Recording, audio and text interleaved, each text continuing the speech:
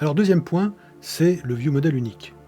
On sait qu'un même ViewModel peut servir plusieurs views, en même temps, séquentiellement, et qui offre une vision en fait tout simplement différente des mêmes informations. Donc ça ne sert à rien d'aller dupliquer 25 fois des accès aux bases de données, des machins qui aient du code similaire, tout simplement pour afficher les mêmes infos, mais une fois sous forme de liste, une fois sous forme de détails, etc. etc.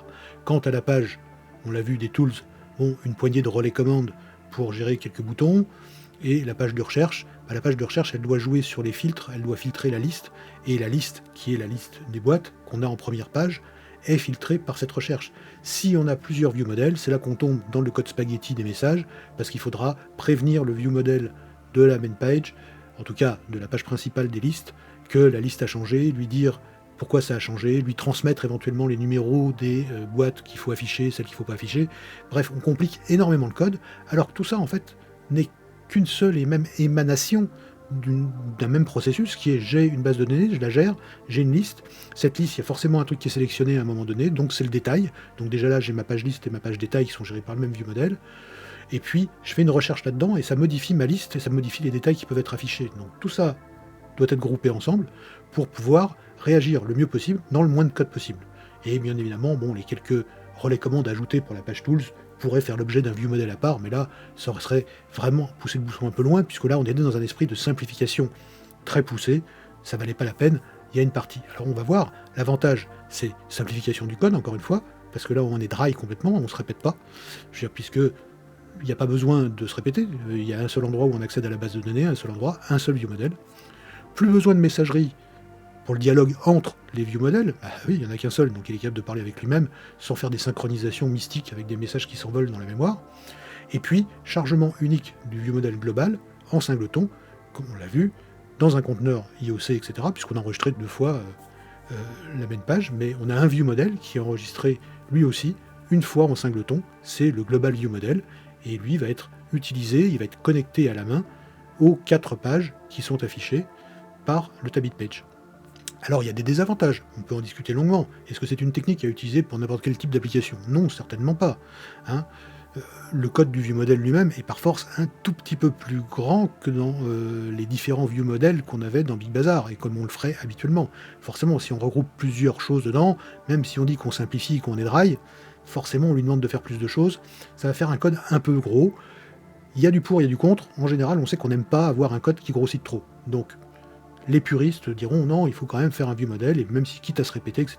Ici, je voulais pas me répéter, donc c'est un point de vue, c'est personnel, c'est moi qui choisis. Vous pouvez faire la même chose, vous pouvez ne pas le faire, en tout cas, il n'y a pas d'un seul coup Zeus qui va descendre des nuages et vous asséner un grand coup de foudre sur la tête si vous le faites. Le dieu de MVVM n'existe pas, hein, pas plus que le dieu spaghetti. Donc cela n'est pas idéal pour la maintenance, on l'avoue, puisqu'on fait grossir un fichier, mais enfin bon, d'un autre côté, au lieu d'avoir 4 fichiers, on n'en a qu'un seul, donc ça simplifie. Et puis, la lisibilité, surtout, oui, est impactée, parce que comme on a un code qui est un peu plus long, c'est plus difficile de lire et de se balader, mais c'est pas vraiment un problème insurmontable, parce que, par exemple, on va utiliser des régions, et comme il y a beaucoup de code qui est commun aussi, bah, on n'aura qu'un seul endroit à corriger si jamais il y a un pépin.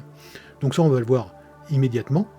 Donc, ici, je vous l'ai mis juste pour le plaisir, vous voyez le ViewModel de la main view. Alors effectivement, la main view, en fait, avec son système de navigation qui est dans le code behind, qu'est-ce qu'il pourrait y avoir dans son ViewModel? Bah rien, vous l'avez à l'écran, il n'y a rien du tout. Pourquoi je l'ai gardé? Parce que si jamais je veux qu'il y ait une interaction, par exemple sur les boutons du Tabit Page, ça sera au ViewModel de prendre les décisions, d'accéder éventuellement au modèle, enfin j'en sais rien, il y a plein de possibilités, et ça c'est le boulot du ViewModel. Mais comme on avait un système de navigation, et que la navigation c'est purement de lui, il faut de toute façon que ça soit géré par un objet de lui et pas par un ViewModel. Donc il est normal que ça soit dans le code behind de la main page et non pas dans le ViewModel de la main page qui ne pourrait pas accéder à la variable navigation par exemple, ni à la variable children qu'on a vu utiliser dans main page code behind. Donc voilà, il est vide, il n'y a rien d'intéressant dedans. Un jour peut-être il évoluera, mais pas pour l'instant. Et voici notre global ViewModel. Notre global ViewModel, comme je vous disais, on utilise des régions, et en fait tout est simple. Mes 4 pages, elles sont là. La list page, le detail page, la search page, et les tools. Si j'ai besoin d'aller débugger ou d'aller ajouter des choses dans la page, bah, je vais ouvrir la section, la région qui correspond, et là je vois mon backup database. Alors c'est que des relais commandes, je vous l'avais dit, hein, donc il n'y a pas grand chose, mais enfin chacune fait un peu de code, et ce code vient effectivement alourdir, allonger ce global ViewModel. Donc le code techniquement est un peu long, un peu trop long. il serait mieux d'être décomposé. On voit ici par exemple les ajustements qui sont faits, malgré que Maui sache faire plein de choses. Ici, selon le mode, on va faire dans Windows certaines choses, sous Android, on fera certaines autres choses. J'ai prévu même iOS à ce endroit, mais je ne cible pas iOS avec cette application. Mais on ne sait jamais. Donc quand c'est comme ça, il vaut mieux le prévoir. Parce qu'il faudra y penser, si jamais je rajoute iOS, à aller dans tous les coins du code où il faudrait faire la personnalisation. Donc il vaut mieux la laisser, et c'est beaucoup mieux. Donc vous voyez ici, ça c'est la page des tools. On va replier en fait ici, et la search page, on va aller dans la detail page. Elle offre des propriétés, ce qu'elle a été modifiée, la description, enfin tout ce qu'on aurait dans le view model d'une page de détail. Le storage, erase area, quand la description change pour aller mettre à jour un certain nombre de choses. Quand la boîte a été choisie, eh bien, on va mettre à jour tout ça, on va vérifier si elle n'a pas été modifiée entre-temps, on va offrir le bouton de save ou pas, etc., etc. On a des relais commandes, comme le save, qui va appeler le data service. Alors le data service, il n'y est qu'une fois, par contre, il n'y a pas besoin de l'enregistrer, enfin, de l'appeler 25 000 fois. Il y a un seul view model, il a appelé une fois le data service dans son constructeur. D'ailleurs, on va pouvoir monter. Si on va dans le Store, on voit bien ici que notre global view model fait appel de façon tout à fait traditionnelle au conteneur d'IOC avec le data service, avec le AppLogger, avec le dialog service, parce qu'on a fabriqué aussi un petit dialog service, et version service qui permet d'obtenir les infos de version de l'application. Puisque tout ça va être utilisé par les 4 pages. On a vu que la 4e page, notamment celle des tools, affichait les infos de version.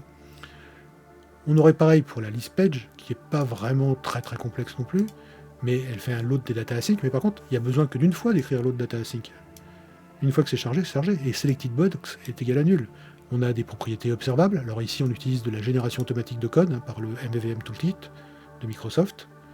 Donc là, il y a juste besoin de dire que, voilà. Puis elle a besoin de notifier une autre propriété, c'est aussi de la génération de code automatique. Donc en fait, qu'est-ce que j'ai écrit? J'ai juste écrit que j'avais une liste de box, qui est une box list.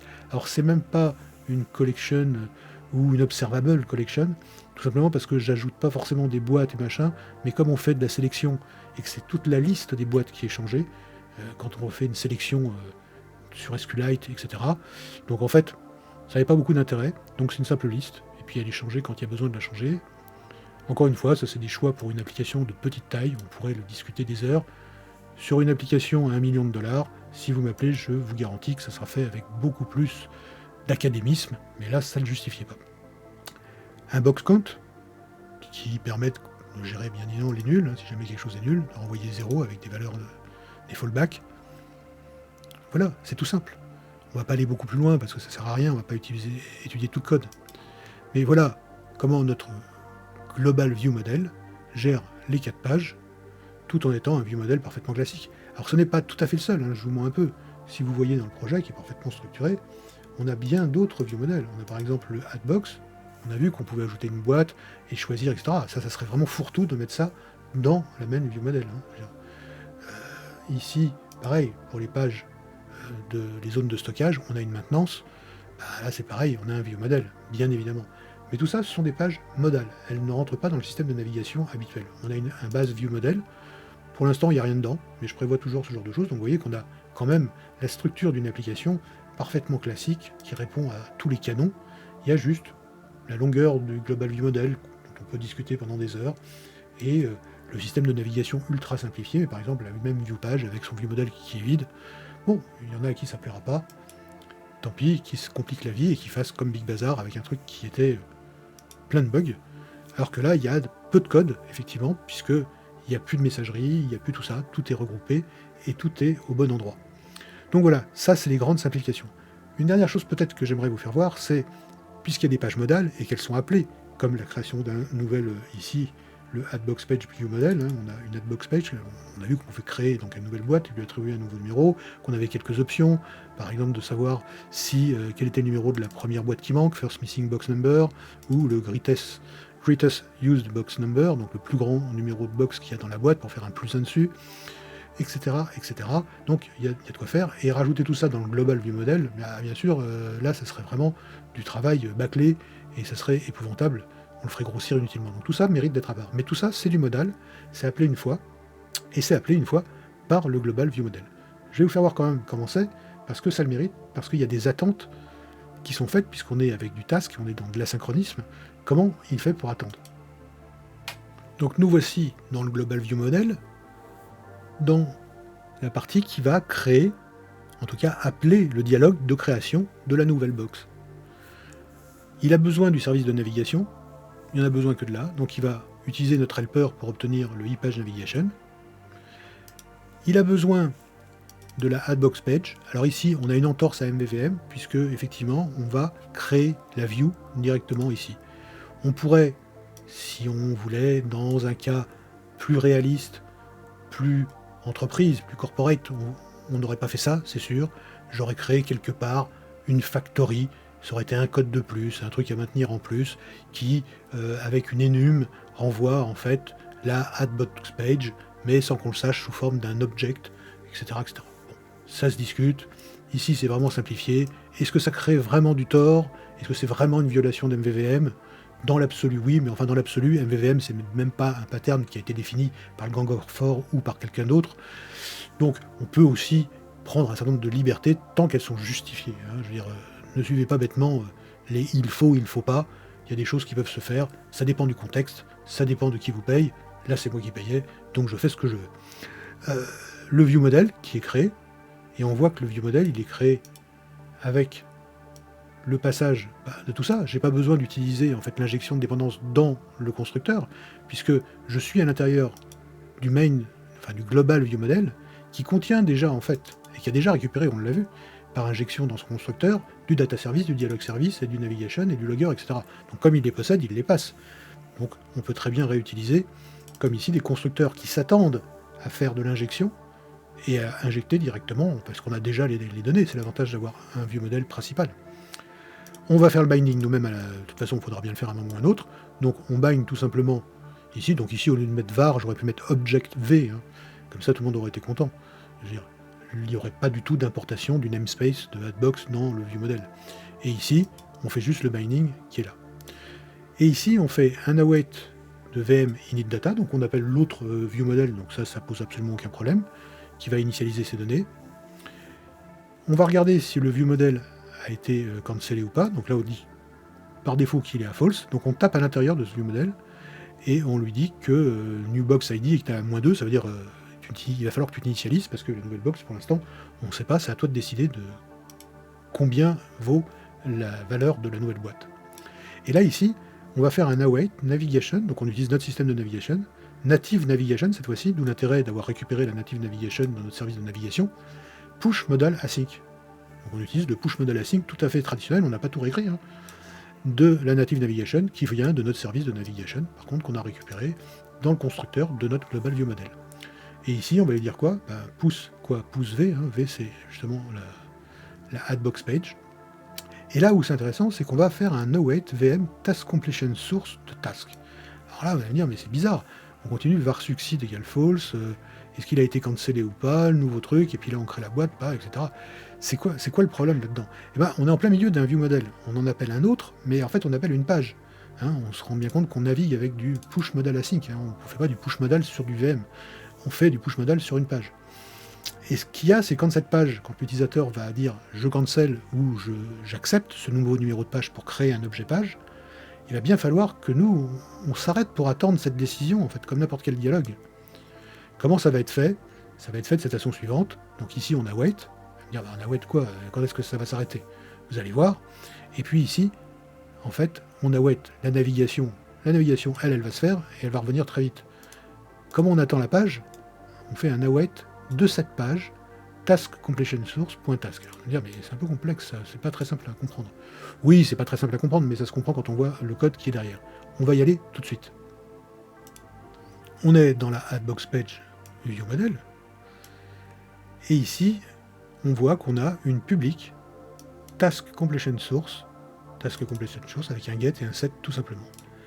Ce truc-là est utilisé 3 fois. Dans cette page-là, il est utilisé ici. C'est-à-dire que dans le constructeur, on va créer une nouvelle task completion source. D'accord? On l'utilise une deuxième fois ici.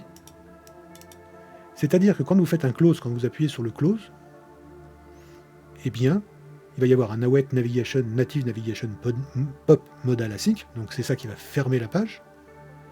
Et derrière, on va indiquer que cette task completion source, tout simplement, 7 résultats, alors on a un résultat de rien du tout, mais le fait qu'elle reçoive un résultat, ça veut dire que la tâche n'est plus attendue. Et donc ici, notre await va être content, puisqu'il va voir que la task qui est ici dans le task completion source, elle est completed. À partir du moment où elle est completed, le code va continuer à la suite. Donc voici encore une autre astuce, quelque chose de simple qui vous permet d'attendre un dialogue ou une VM depuis une autre instance de page, de viewModel, etc., sans trop de complications. Il n'y a vraiment rien. Vous avez juste à déclarer un task completion source, l'initialiser, bon, il faut bien le créer quelque part, et tout simplement quand vous fermez ou quand vous décidez que c'est le moment de s'en aller, ici c'est sur le close de la page, tout simplement, ce close, il va fermer réellement le modal, et il va surtout faire task completion source set result. Le simple fait de faire un set result, même sans mettre nul, sans rien mettre dedans, va faire que le task qui est ici est donc fini, puisqu'il est complété, et donc notre task completion source va nous dire qu'elle est complétée, et va l'indiquer au await, le await va être content, et on va enfin continuer. Et là pour l'instant on va dire que succeeded égale false, parce que pour l'instant on en est loin d'avoir terminé. On va regarder si dans notre VM on a été cancelled ou pas. Si on n'a pas été, si on a été cancel ou si on l'a pas été, ça va dépendre si aussi notre new box ID est supérieur à 0. Et là maintenant c'est bon. On load data async, vous voyez, on recharge les données puisqu'il y a une page qui a été créée, qui a été ajoutée. Mais là on fait ça dans cette page.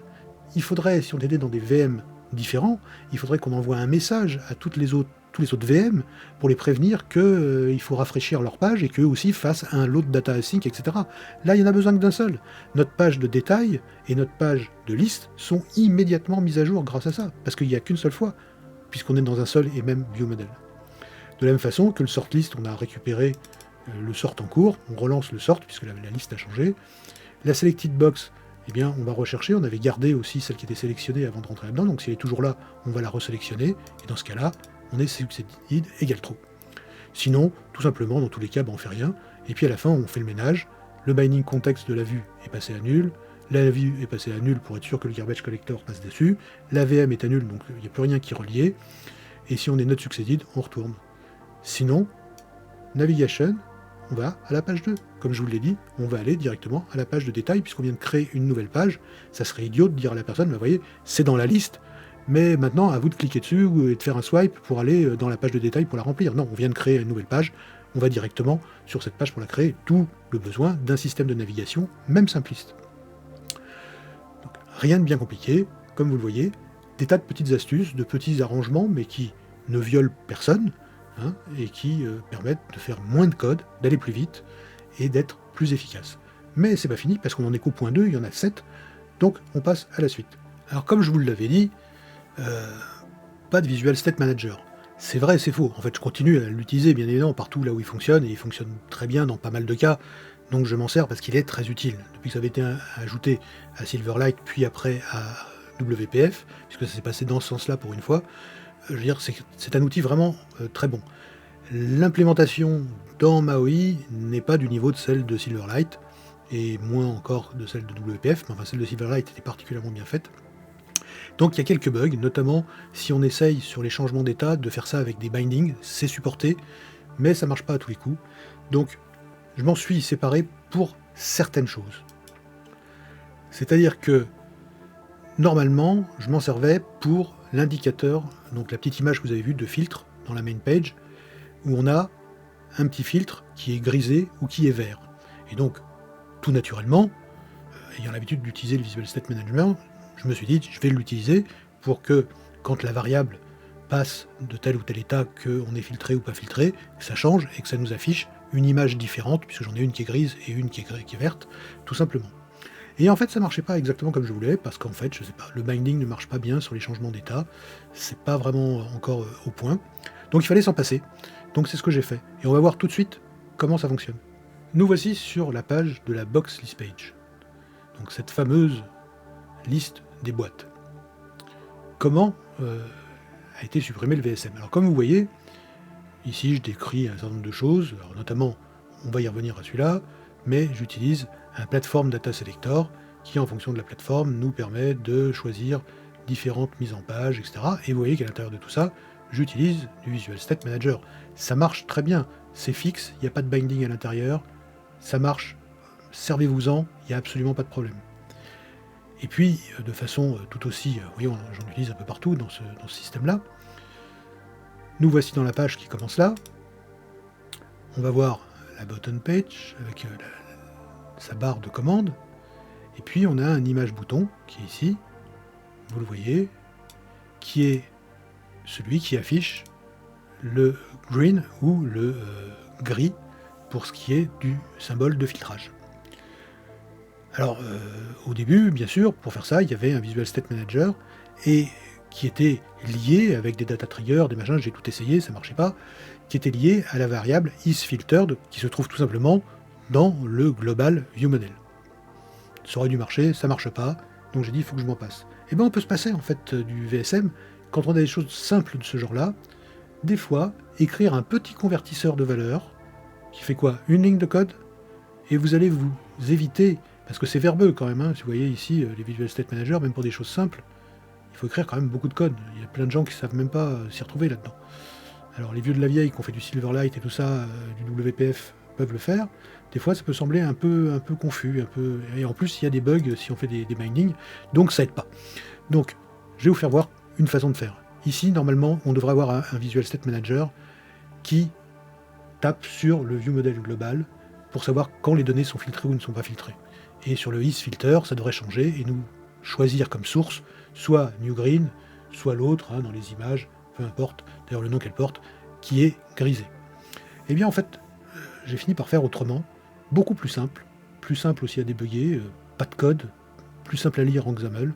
Vous voyez que j'ai déclaré au début, dans les contrôles, alors bool to image converter. Alors un convertisseur qui convertit des booléens en images, c'est un peu bizarre, mais ponctuellement ici ça a un sens, c'est isFilter ou pas, et selon qu'on est filter, on va renvoyer le nom d'une image ou pas. C'est codé en dur, c'est simple, c'est pour régler un problème ponctuel, c'est pas le meilleur code du monde, mais encore une fois, on n'est pas dans une application où on m'a payé $1 million pour la faire.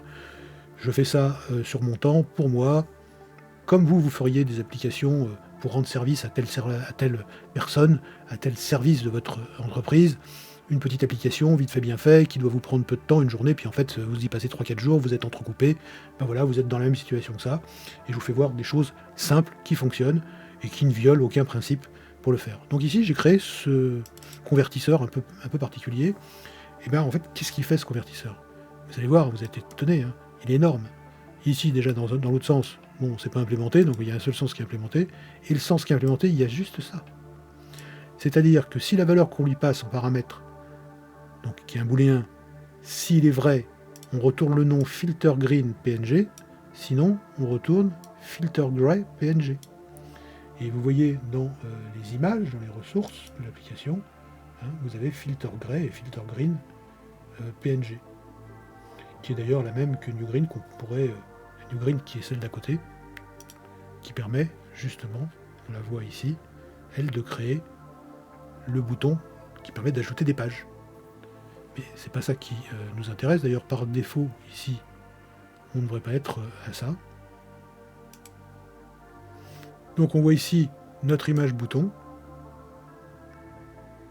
et notre image bouton, avec ce changement là, il est ici. Il dépend bien de la variable isFilter, et on utilise un convertisseur, donc on affiche en fait isFilter comme image, regardez c'est une image, sa source c'est un binding sur isFilter. Vous allez me dire comment on fait un binding d'une source d'image sur une variable booléenne? Mais oui, mais parce qu'il y a le convertisseur, et que le convertisseur c'est celui qu'on vient de voir, et que ce convertisseur, qui est le bool to image converter, va justement retourner le nom d'une image selon que la valeur qui lui est passée, qui est booléenne, est true ou false. C'est aussi simple que ça. Vraiment, il n'y a rien à comprendre de plus. Il n'y a pas d'autre effet sur les autres valeurs, par exemple sur celle-ci que je vous ai fait voir tout à l'heure. Ça c'est la NewGreen. Le NewGreen c'est juste le plus qui est ici. Donc c'est juste pour créer une nouvelle boîte. Là-dessus il n'y a pas de changement d'état. Mais sur celle-ci où on a un changement d'état, on a ce convertisseur de valeur. Donc vous voyez, une solution extrêmement simple et qui fait fi de toutes ces complications du Visual State Manager, encore une fois qui est génial, à condition que, par exemple, ici, dans les setters, etc., vous ne vouliez pas faire dépendre cela, par exemple, d'un isFilter. On pourrait, c'est supporter les triggers, les data triggers, par exemple, des choses de ce genre-là, mais ça ne marche pas à tous les coups. Donc tant qu'ils n'auront pas complètement arrangé ça, ne vous en servez pas si vous voulez faire des bindings. Utilisez des astuces comme celle-ci, avec un convertisseur de valeur, vous voyez, qui fait une ligne. Alors le point 4, il faut bien en parler, c'est la navigation spéciale, mais j'ai vendu un peu la mèche en vous la présentant tout à l'heure. Donc le tabi de page, qui est déjà une forme de navigation en soi, avec ses onglets, mais comme on le disait, on peut pouvoir passer d'une page à l'autre. On l'a vu par exemple, tout simplement dans le système qui permet d'ajouter une nouvelle page. Quand on ajoute une nouvelle page, on ne revient pas sur la liste avec une page qui est vide, avec une ligne dont la description est à blanc. On va directement enchaîner vers la page de détail pour que la personne puisse remplir la fiche de cette nouvelle boîte. Pour ça, il nous faut un système de navigation. Donc on en a déjà discuté, on ne va pas y rester 3 heures. Je vais passer sous Visual Studio quand même pour vous faire voir. Voilà, histoire de vous le remettre en tête.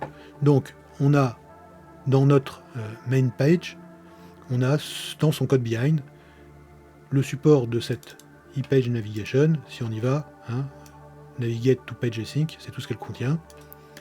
Elle supporte donc ça, c'est le code behind de la main page. On sait qu'elle est enregistrée en tant que singleton, ou ça dans main program. Dans main program, elle est enregistrée 2 fois. Elle est enregistrée une fois en tant que main page, donc tout simplement parce qu'elle va être utilisée par app-example pour mettre en route la première page de l'application, donc elle est là. Et puis on la retrouve enregistrée une deuxième fois, aussi sous forme de singleton, mais cette fois-ci sous forme d'une e-page navigation. Et pour récupérer l'adresse de cette instance-là, on utilise provider, qui va nous donner provider get required service, main page, etc. Donc quelque chose d'extrêmement simple, j'en ai déjà discuté, donc on ne va pas y rester plus longtemps. C'est parce que dans l'ordre dans lequel les choses sont présentées, je ne pouvais pas non plus zapper ce point 4 parce que j'en avais passé avant. C'est un 4e point de simplification qui marche très bien. On en a parlé, passons à la suite tout de suite.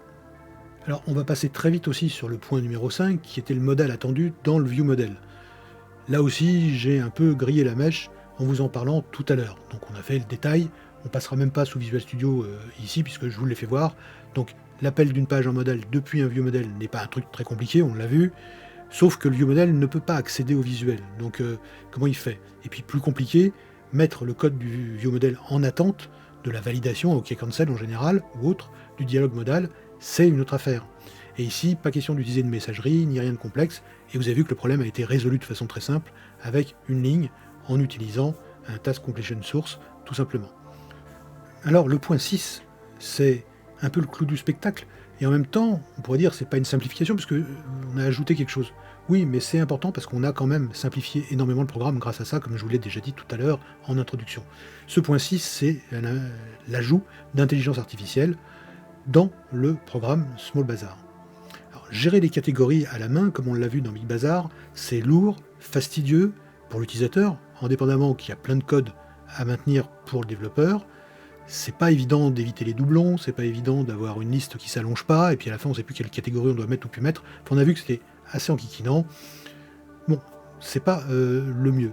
Normalement, avant que l'intelligence artificielle n'existe, on l'aurait laissé comme ça, parce qu'il n'y a pas trop d'autres façons de le faire. Par exemple, les zones de rangement, il ne peut pas les deviner, personne ne peut les deviner, donc on a une maintenance pour les zones de rangement.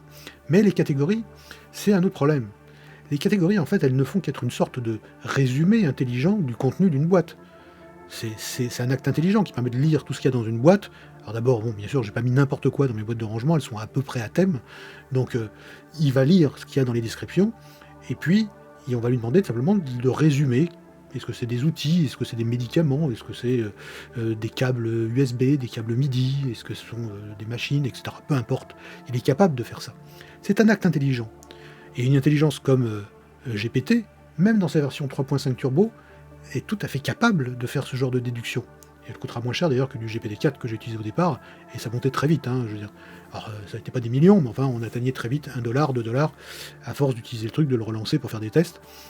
Avec GPT 3.5 Turbo, même en version 16K, on est infiniment moins cher, et là c'est vraiment très rentable sur une application de ce genre-là. D'autant plus que, on le verra peut-être dans le code, mais quand on a généré les choses, c'est mis en cache, ce qui fait qu'il y a moins qu'on demande une régénération. Il n'y a plus d'appel à l'API en fait. Donc ça coûte plus rien du tout, c'est en local. Et donc on va conserver quand même cette gestion des catégories parce qu'elle est absolument indispensable en fait, de catégoriser les boîtes. C'est une vision indispensable. Ça existait dans Big Bazaar, ça a été supprimé dans Small Bazaar, on a l'impression que ça a été supprimé, mais en fait, c'était pour mieux la réintroduire d'une façon entièrement automatisée. L'utilisateur n'a plus à s'en soucier. Et ça, c'est un truc génial, et ça, c'est un truc qui vous montre que l'intelligence artificielle, c'est pas du tout du gadget, c'est que, bien utilisé dans certains contextes, vous allez pouvoir améliorer votre UX, l'UX, parce que lui, on s'en fiche un peu ici, même si elle est très importante, mais améliorer l'UX, et en même temps, vous allez faire une coupe sombre dans votre code. Il y a plein de codes. La page de sélection, par exemple, des catégories, elle a déjà été. La page de création, la maintenance des élections, elle a déjà été. Tous les systèmes de synchronisation par messagerie, etc., tout ça, ça a sauté. Donc, on a fait une énorme économie de travail en tant que développeur, pas en faisant faire notre travail par ChatGPT, c'est-à-dire que c'est pas lui qui a écrit le code qui permet de faire ça. Non, on a carrément viré ce code. Parce que penser intelligence artificielle, c'est penser autrement. Donc on a viré ce code et on s'est dit, mais tiens, les catégories finalement, c'est juste un travail de résumer intelligemment ce qu'il y a à l'intérieur d'une boîte. Et bien ça, il va le faire. Il peut le faire et il le fait. Donc l'utilisateur, dans ce coup-là, n'a plus rien à saisir. Il n'y a aucune catégorie à créer. Et par contre, on a créé dans notre application un rapport par catégorie qui, lui, va faire appel à l'API d'OpenAI pour créer les catégories qui seront utilisées pour construire le rapport sous forme HTML, parce que l'avantage, c'est qu'il pourra être sauvegardé sous cette forme-là et être vu plus tard par n'importe quel programme de type browser, et même sous Windows, on pourra même faire un print, et donc faire un PDF à partir de ce rapport. Donc c'est très facile de générer du HTML en C#, et on ne va pas s'en priver. Donc ça, c'est le point essentiel de cette application, c'est que en fait, on a conservé une fonctionnalité très importante, qui est la gestion des catégories, en la supprimant totalement. C'est-à-dire que dans le code de l'application, il n'y a plus une seule chose qui fait référence aux catégories. C'est quand même très fort. Et elles y sont encore mieux qu'avant. Et pour ça, on va juste jeter un coup d'œil sur comment ça a été fait. On est sous Visual Studio, et vous voyez, on a d'abord fait qu'on a des constantes quelque part. Ici, on utilise le modèle GPT-3.5 16K. Alors bien sûr, vous pouvez faire ça si vous êtes abonné à Azure, si vous êtes abonné à un autre système d'intelligence artificielle, vous pouvez l'utiliser autrement. Moi, je sais que j'ai des comptes OpenAI, donc je les utilise. On a un prompt alors, qui est très long. Ici, c'est pas vraiment le meilleur endroit pour le lire, mais vous voyez que le prompt est assez long. Et puis, on a notre page, en fait, notre content page, qui fait le rapport, en fait, qui contient rien, enfin pas grand-chose. Elle contient un WebView, c'est lui qui va contenir le rapport. On a un indicateur de chargement quand elle fait son chargement, et puis il y a un footer, tout simplement, avec des boutons qui nous permettent de fermer le rapport, de faire un export de ce rapport, de faire un regen, donc de régénérer la partie HTML, ou un refresh qui, elle, va faire un appel à l'API pour générer le rapport. Et ça se passe dans un morceau de code qui est directement lié à cette page. J'aurais pu le faire dans son view model. Ici, il n'y a même pas de view model, c'est fait dans le code behind parce que ça ne justifiait pas. À titre personnel, pour cette application, ça ne justifiait pas. Et on a bien effectivement des usings un peu différents si on est dans Windows ou pas. Et si vous regardez comment c'est fait, on va aller vite, très vite. Vous voyez qu'il y a du code quand même personnalisé, notamment dans le WebView pour les handle change, des choses de ce genre-là. Mais un jour, ce code va être publié comme celui de Big Bazaar. Small Bazaar sera publié sur GitHub, vous aurez tout le loisir d'étudier le code. On va aller voir ici load catch report. Comme je vous disais, si le rapport existe déjà, en fait, par défaut, je ne le régénère pas, ce qui fait faire des économies et pas des appels à OpenAI tout le temps. Donc s'il existe, en fait, le rapport, il est déjà caché. Alors ce qui est caché, ce sont les données qui servent à faire le rapport. Le rapport HTML, il est régénéré à chaque fois parce que ça ne coûte rien, en fait.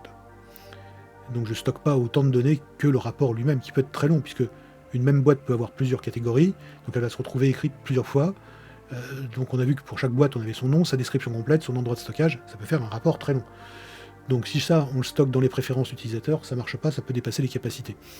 Je ne stocke que les données qui ont servi à faire le rapport, et là, on va faire, une fois qu'il est généré, donc generate HTML report, ici on fait pointer le report view, donc c'est la vue WebView, on fait pointer sa source sur new HTML WebView source de quoi? De HTML content, qui est, comme vous le voyez ici sur cette variable, qui est une classe system string. Donc on construit une string, vraiment construire un rapport HTML sous forme de string, c'est super simple, et on la balance directement dans le WebView qui va l'afficher très gentiment. S'il n'y a rien, on affichera un message no cache data found, veuillez le régénérer. Comment on s'est généré? Très simplement, on va essayer d'obtenir les données catégorisées, donc je ne vais pas rentrer dans le prompt, etc. Mais appel à l'API, c'est ici. On va lui demander quelles sont les boîtes catégorisées. Donc c'est-à-dire les numéros de boîte suivis en fait des catégories qui ont été créées. Et ça, quand on les a reçus, on les a eus par cet appel à l'API. Donc Call Open API for Category Classification. Alors, vous allez me dire, mais c'est quoi ce truc-là? C'est là. Donc ici, on a notre clé, bien sûr, on fait un get de l'API key, et oui, vous ne la verrez pas, puisqu'elle a été rangée dans les préférences qui sont cryptées de l'application. Donc il n'y a pas de risque qu'elle se balade dans le code. Et ici, on voit, tout simplement, un dialog service s'il y a une erreur, etc. Parce que sinon, en fait, tout se passe bien. C'est await API key storage, get API key sync. Donc là, on va dans l'API storage, on va essayer d'utiliser notre clé d'API. Et là, on fait tout simplement, avec notre HTTP client, une autorisation, on lui indique quelle est notre autorisation avec notre clé d'API. Et là, on va construire notre code qui utilise bien sûr notre prompt, qui est suivi des données, puisque c'est comme ça que dans ce mode-là, on lui transmet les données. On estime le nombre de tokens pour savoir si on va dépasser ou pas le nombre de tokens autorisés. Donc tout ça, c'est du décor. Hein. La request body, on la fabrique avec le nom du modèle, le message, le max token qu'on veut obtenir, la température, donc est-ce qu'il est créatif ou pas créatif? Là, il est vraiment mis à 0.1, donc au minimum de créativité, parce que c'est un travail de classification, c'est pour ça que j'ai pu rétrograder de GPT-4 à GPT-3.5, parce que justement, il est un peu moins intelligent, un peu moins farfelu, on va dire, il est moins créatif, et que là, c'était une tâche où j'avais pas besoin de créativité, au contraire, je voulais un esprit très synthétique, et 3.5 Turbo fait ça à merveille. Et là, on a l'appel réellement, et vous voyez que c'est super simple, hein. C'est tout simplement un post as JSON async, on va là où il y a les completions, on lui passe le request body et on attend la réponse. C'est de la wait, donc si c'est sous status, on va effectivement traiter notre rapport et on utilise Newtonsoft pour obtenir la désérialisation de nos données, tout simplement. Et là, on va générer le rapport HTML. Alors, vous voyez, là, c'est vraiment du code de débutant presque. Hein. Et puis là, on va boucler directement à l'intérieur de chacune des boîtes qui auront été trouvées, et de leur catégorie surtout. Et pour chaque catégorie, on va indiquer les boîtes, etc. etc. Donc là, rien d'extraordinaire, c'est du HTML généré à la paluche. Donc vous voyez que c'est très très simple, et que c'est vraiment quelque chose qui permet d'aller très vite et très loin, et en même temps d'offrir à l'utilisateur quelque chose de véritablement magique. C'est magique. La gestion des catégories a disparu de l'application, et en fait non, elle y est, elle est dedans. Il suffit d'aller demander la liste des catégories et on l'a. Alors on pourrait, avec les données qui sont sauvegardées d'ailleurs, on pourrait même s'en servir pour filtrer la box list qui est en première page pour afficher uniquement à partir d'une catégorie. On pourrait rétablir le système de recherche par catégorie qu'il y avait dans Big Bazar pour le mettre ici. Mais finalement, comme on a une version Windows avec un CTRL F, ça vaut pas vraiment la peine. En tout cas pour moi, pour l'utilisation que j'en ai de mon application, j'avais pas besoin de le faire. Et donc, on va passer au 7e et dernier point. Et on va voir encore qu'il y a des choses à voir dans cette application, des simplifications, notamment l'ajout aussi, puisque ça fait partie des ajouts qui n'existaient pas dans la première version, l'ajout d'une version pour Windows. Allez, dernier sprint avant la ligne droite. En fait non, la ligne droite, on vient de se la faire. Donc on est à la fin, le finish. Le finish, c'est le point numéro 7. C'est le bonus, la version Windows, avec accès au cloud. Alors un smartphone, c'est très sympa, un smartphone, c'est pratique, on l'a partout dans sa poche. Avec, je peux me trimballer justement à la cave, au parking, etc. et noter, enregistrer en utilisant en plus le système de saisie vocale qu'il y a sous Android, qui permet très rapidement de remplir le contenu de toutes les boîtes que je fais passer sous mon œil, et de créer des boîtes très rapidement et de remplir tout ça. C'est génial, on n'en parlera pas. Mais par contre, pour tout ce qui est saisie, si je veux corriger, vérifier le contenu, rétablir certaines choses, corriger certaines fautes, parce que des fois la dictée vocale, elle n'a pas écrit exactement ce que je voulais. Bref, pour toutes ces actions-là, on est quand même vachement mieux à l'aise sur un PC avec un clavier, une souris, un grand écran. Donc la version Windows, c'est pas du luxe. Donc, disposer de double de l'app en mode Windows, qui aujourd'hui avec MAUI c'est du WinUI, hein, est totalement compatible avec. Je veux dire, il n'y a pas besoin de faire... Bon, il y a quelques petits trucs à affiner, parce qu'on sait très bien que le cross-platform, c'est pas aussi magique que ça, pour des trucs très très simples, oui, mais par exemple, le mode du Tabit Page fait que quand vous sélectionnez un événement, une boîte, pour passer à la page, soit vous cliquez directement, bien sûr, sur l'entête, sur la tab, qui permet de passer à détail, mais un swipe permet directement d'aller à la page détail. C'est super simple, ça va très vite sur un téléphone, c'est très pratique. Le swipe sur un écran de PC, ça n'existe pas. Donc, bon, là, il y a une personnalisation du code. C'est-à-dire que quand on est sous PC, je gère le double-clic, ce que je ne fais pas quand on est sous Android, et je me sers du système de navigation pour appeler directement la page de détail. Ce qui fait que sous PC, c'est beaucoup plus agréable à utiliser de cette façon-là. Donc bien sûr qu'il y a quelques petites adaptations, mais sinon le code en entier n'a pas été changé, c'est le même. C'est la même base SQLite, on peut l'échanger justement par un cloud. Moi j'ai fait le choix j'utilise Dropbox plus que iDrive ou autre chose. J'utilise Dropbox, mais il n'y a pas de code spécial dans l'application pour gérer ça. C'est juste le système de share, en fait, qui est propre à Android et éventuellement à Windows qui va permettre de le faire. C'est vraiment un must, c'est vraiment pas gadget, et en plus ça met en lumière ce pourquoi MAUI a été fait, c'est-à-dire faire du cross-platform bien sûr. Small Bazaar a été construit pour Android et Windows, il y a quand même du code d'adaptation, comme je le disais. Reste maintenant à savoir comment on récupère les données du phone sur Windows, où est le cloud dans tout ça. Là c'est Dropbox, ça pourrait être Drive, ça pourrait être autre chose. L'ajout de la fonction Save Restore de la base dans SQLite, dans l'app, etc. Comment ça marche? Je vais vous décevoir, hein, le code c'est ça. Oui, c'est vide. J'ai pas de code spécial, il y a juste tout simplement à un moment donné, je prends la base SQLite qui est un fichier qui se trouve quelque part sur le smartphone et je fais un share. Et dans les shares, j'ai la Dropbox installée, donc je peux faire un share en la déposant dans la Dropbox, tout simplement. Et alors, sous Windows, comment je fais? Sous Windows, il y a un peu de code spécial, effectivement, pour le faire. Comment on fait? C'est très simple. Je vais vous faire voir le code sous Windows, en version live. Je l'appelle, on le cadre, voilà. Donc on a exactement la même application. Vous voyez que si je double-clique, j'arrive sur la page détail. Sinon, on peut taper sur la tab hitbox exactement de la même façon. D'ailleurs, ici, on est en thème sombre, alors que l'application Android est en thème light. Mais la liste elle-même, c'est un mixte, est en thème light. Je trouve que c'est plus lisible comme ça, pour la liste. On retrouve bien sûr notre compteur, on retrouve le sort, on peut trier dans un sens, dans l'autre, on peut ajouter une boîte, on a un dialogue, on peut le cancel, on a le compte des boîtes, on peut aller faire des recherches et dire qu'on est par description et qu'on cherche, je sais pas, par exemple des adaptateurs, si je fais ça, ça va marcher, adaptateur, je clique là-dessus, il me dit vous avez 6 systèmes sélectionnés, encore heureux, c'est exactement la même base, que je passe de l'un à l'autre.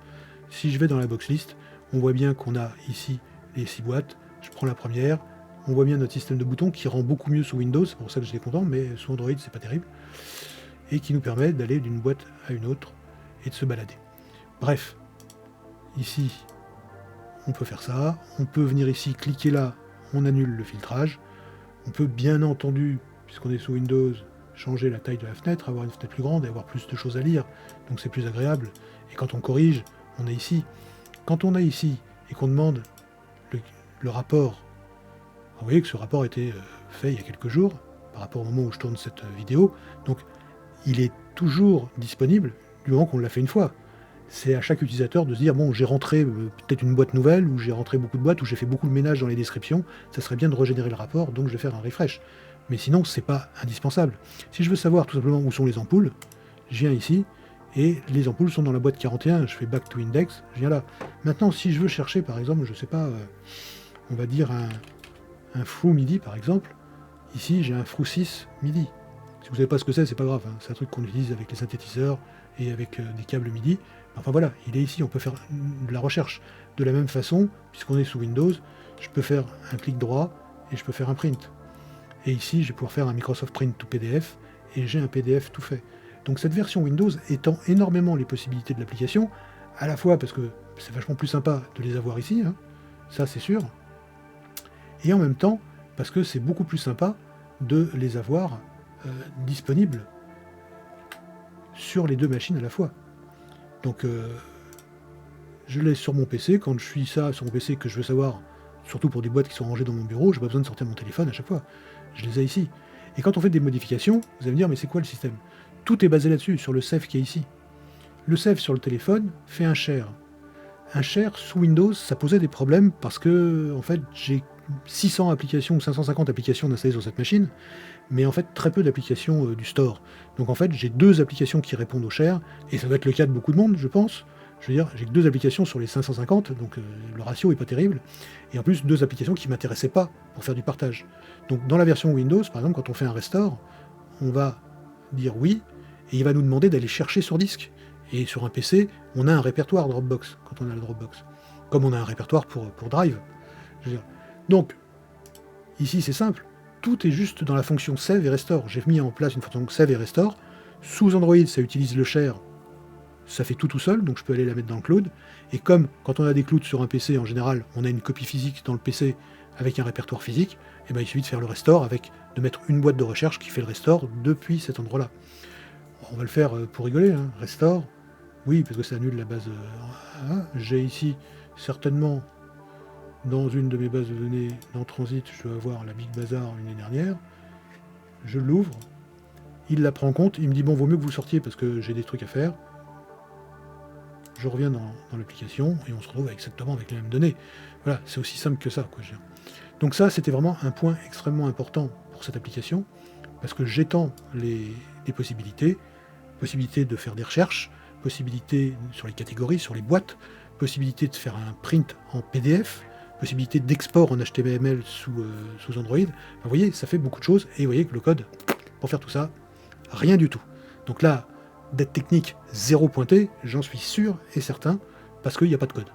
Et le meilleur code du monde, c'est le code qu'on n'écrit pas. De fait, eh bien, on est bien dans ce que j'avais annoncé, de Big Bazar à Small Bazar, un exemple réel de simplification et de correction de bugs de MAUI et de features comme celle du shell, qu'on peut considérer comme un bug ou pas, selon si on est optimiste ou pessimiste. Donc Small Bazar illustre bien toutes les astuces de simplification appliquées dans une application MAUI, que je vous ai fait voir, les 7 points. Je veux dire, un projet qui a évolué d'une V1 avec des contournements de bugs vers une version finale qui est efficace et qui n'a pas tout ça. Donc la leçon à en tirer, c'est bien sûr de penser dès le départ à une solution qui allie UX et code simple pour une version utilisable en production. Vérifier que les bugs anciens sont bien réglés en faisant un POC, ce qui nécessite le temps, donc le budget, mais franchement, moi j'ai fait ça à la One Again parce que j'étais, je l'ai dit, c'est une application personnelle, faite comme ça, une fois par-ci, 2 heures par-là, 1 heure par-ici, des fois 15 jours sans y mettre le nez. Si j'avais été payé pour le faire, j'aurais bien évidemment fait tous ces POC pour m'assurer que ça marchait bien, pour qu'on ait dès le départ, en fait, Small Bazar et pas Big Bazar. Donc, vous aussi, quand vous devez faire une application comme ça, vite fait, une application un peu bâtard, parce qu'il n'y a pas qu'une page. Si je vous fais voir tout le code qu'il y a quand même beaucoup de code dans cette application. Donc elle ne se fait pas en 2 jours. Il faut quand même un peu de temps. Si on est entrecoupé parce qu'on vous demande d'aller faire 2 jours ici un truc, ou une après-midi ceci, ou que le matin il y a une urgence ailleurs, je connais comment ça se passe dans les équipes. J'en ai vu tellement. Je sais que pour des petites applications comme ça, en plus on ne vous donnera pas un super budget et on ne vous donnera pas un temps infini. Donc vous allez faire ça comme vous allez pouvoir, et vous allez tomber dans les mêmes travers que ceux que moi j'ai eus, pas pour les mêmes raisons, mais ce sera les mêmes travers. Et c'est pour ça que j'ai tenu à appeler cette vidéo MAUI dans la vraie vie, parce qu'en fait c'est la vraie vie, celle du développeur qui développe pour lui comme ça, avec entrecoupé, ou celui qui est dans une équipe et qu'on appelle un coup à droite, un coup à gauche, qui est dérangé par le téléphone, etc. Je sais très bien comment ça se passe. Donc voilà toutes ces astuces que vous pouvez utiliser dans ces applications de ce type-là, en tout cas de cette taille-là, parce que pour les plus grosses, il y a des choses qu'on ne ferait pas, il y a des choses où on utiliserait un vrai système de navigation, on ne ferait pas du bricolage, peut-être comme ça. Et puis pour des applications beaucoup plus simples, pensez à mettre juste un tabit page, par exemple. Ne vous enquiquinez pas avec un système de navigation. Même si vous avez que 2 pages, ouais, qu'est-ce que vous en fichez? Je veux dire, avec 2 pages, un tabit page, c'est super, et ça arrivera directement dessus en plus. Évitez, alors déjà qu'on est obligé de se prendre l'écran de Splash, qu'on pourrait très bien, dont on pourrait se passer souvent. Alors on peut le faire en bricolant 2-3 trucs, mais quand même, on arrive sur un machin qui demande un menu pour aller à la page principale. Pensez à aller toujours à la page qui intéresse l'utilisateur le plus. On peut aussi conserver en mémoire la dernière page qu'il a visitée pour aller sur celle-là. Il y a plein d'astuces possibles. Mais les 7 astuces que je viens de vous faire voir, et notamment comment utiliser de l'intelligence artificielle, non pas de façon gadget, mais de façon utile en enlevant du code, ça c'est primordial. Pensez-y parce qu'on est en plein dedans, c'est l'époque, on vous en demandera. Soyez aussi proactif, n'attendez pas que votre chef vous dise ouais on pourrait pas rajouter de l'AI ou machin, dites-lui tiens j'ai une idée, dans telle application on pourrait carrément supprimer 3 ou 4 machins, on va gagner vachement de temps, on va gagner en dette technique et on va mettre de l'AI à la place. Vous voyez, vous pouvez le faire. C'est simple, c'est pas compliqué, portabilité, réutilisation du code, parce que si le code de Big Bazar avait été écrit comme un pied, j'aurais pas pu le reprendre à l'identique et gagner énormément de temps pour faire Small Bazar, je pense que j'aurais lâché l'affaire parce que j'avais pas le temps. Plus de 80% du code a été réutilisé. Modularité et simplicité, tout ce qui est service, interface, MVVM et qui permettent des ajustements sans effort conséquent, il faut bien sûr toujours les mettre en place. Conseil final, bien évidemment, travailler proprement dès le début, hein, sinon j'aurais pas pu reprendre 80% du code, ça paye toujours, en termes de portabilité, de simplicité, et que ce soit même de l'UX, etc. Et pour les évolutions futures, on a toujours un code qui est plus facile à faire évoluer quand il est propre que quand c'est un vrai tas de spaghettis. Et ne pas rester rigide. Par exemple, mettre de l'intelligence artificielle dans cette application-là, je peux vous assurer qu'au départ, ça ne semblait pas une évidence. Think out of the box. Ça, c'est le principe principal, celui qui est le meilleur. Qu'il vous reste ça au moins de cette présentation. Merci de votre attention. Je pense que cette vidéo étant assez longue, elle sera coupée en 2 morceaux. Donc c'est la fin de la deuxième partie que vous êtes en train de voir. Je vous remercie infiniment.